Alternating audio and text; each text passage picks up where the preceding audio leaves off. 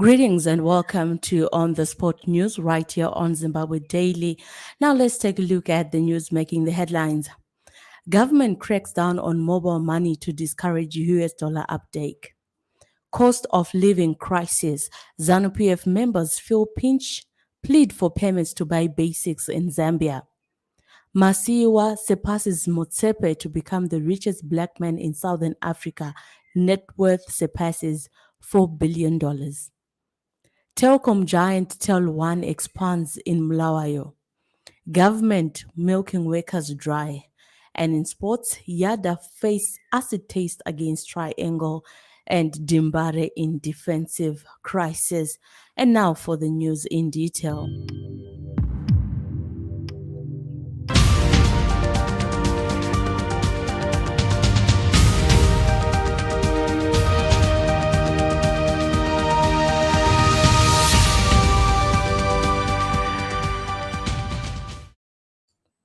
Zimbabwe is cracking down on its mobile money sector through a wave of regulatory chokeholds, including shutdowns and strict requirements to bypass agent networks for US dollar cash in and cash outs for mobile wallets. The culprit being blamed this time by the government is mobile money operators, despite the fact that for many mobile money and other digital financial services have helped buffer them against a full-blown financial crisis.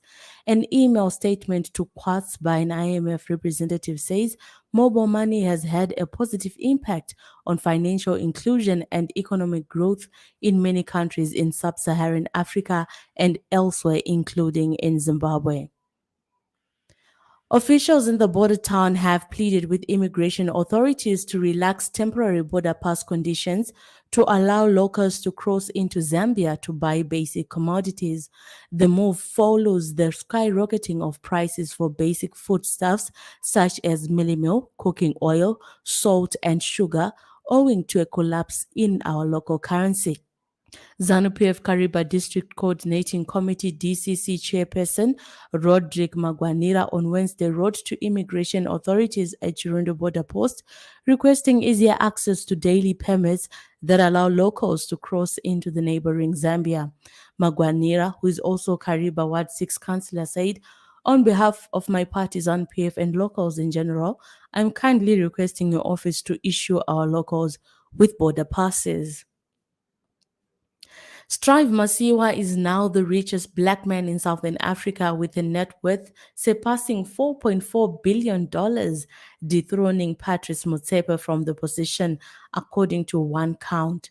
Masiwa's new title is thanks to the year-to-date price increase in the shares of his telecom company, Econet Wireless Zimbabwe, and his smart tech company, Cassava Smart Tech. As of Wednesday, Masiwa's net worth had increased from $2.7 billion to $4.7 billion, billionaires Africa has reported. State-owned telecom company Tel1 accelerated its expansion drive yesterday with the commissioning of a data center and customer experience hub in Bulawayo.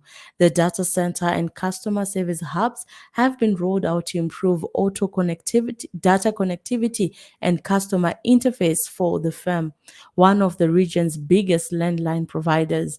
Tel1 has invested $4 million United States dollars in its product expansion strategy since 2016, according to a statement released yesterday. The latest Zimbabwe Revenue Authority ZIMRA report has shown that workers are amongst government's major cash cows, contributing more to the national purse than companies. Latest ZIMRA figures show that individuals through pay-as-you-earn payee contributed 17.9% of the overall quarterly tax figures, while corporates contributed 15.3%. In the latest revenue performance report, ZIMRA said tax collected from individuals grew nominally by 97.48% in Q1 2020 as compared to the same period in 2021. So there has been a nominal growth by over 97% in the first quarter of 2022. This is largely a reflection of general wage increases made in different sectors in order to cushion employees against the rising cost of living. And we move on to sport news. Yada FC coach Genesis Mangombe faces yet another acid taste when his side hosts informed Triangle at the National Sports Stadium this afternoon. Triangle have won 3 of their last 5 matches, drew one and lost one to Herenchos, but made a big statement with a 2-1 triumph over Caps United last weekend. That victory catapulted them to third position on the league table with 23 points, three behind leaders Dynamos and Chicken Inn, who share top spot after 12 rounds of matches. And as they make the trip to Harare for the showdown against Yada, their spirits are high. Nevertheless, Mangombe yesterday said they were ready for the battle. Dynamo's coach Tony Diraya is facing a huge defensive selection headache for the trip to relegation strugglers Wawa tomorrow, with the log leader set to travel to Gweri without a recognized left-footed fullback. The Harare Giants have been without Tinotenda Muringai, who picked a knee injury, preparing for the Independence Trophy final clash against Highlanders. And now the only other left back in the team, Brendan Pofu, has picked a groin injury and is out of the trip to Ascot Stadium. And we turn over to entertainment news. Top hip hop rappers Takura and Holly 10, alongside an array of up and coming singers, are set to bring the roof down at Club Connect in Blawayo tonight.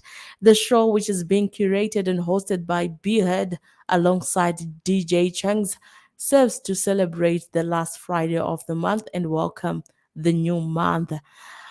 Peace Gospel Choir PSG, a 50-member outfit, will on Saturday host the Fusion Worship Folk concert at number 55 Kwame Nkrumah Avenue in Harare.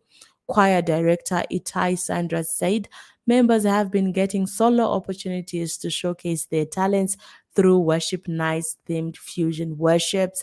And now for the news headlines as we round up our bulletin. Government cracks down on mobile money to discourage US dollar uptake. Cost of living crisis. ZANU PF members feel pinch, plead for permits to buy basics in Zambia.